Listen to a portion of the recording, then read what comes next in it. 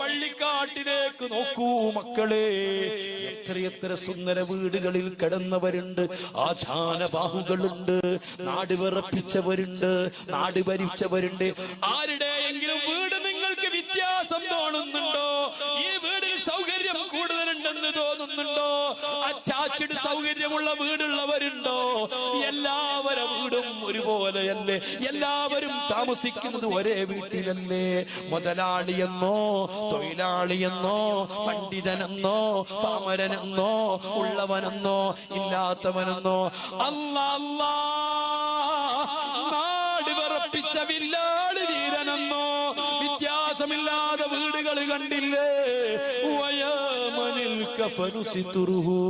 എല്ലാവരും ധരിച്ചിരിക്കുന്ന വസ്ത്രം ഒന്നല്ലേ? ആരെങ്കിലും ജീൻസ് ധരിച്ചവരുണ്ടോ? ആരെങ്കിലും 10,000-ന്റെ മുണ്ടുടുത്തവരുണ്ടോ?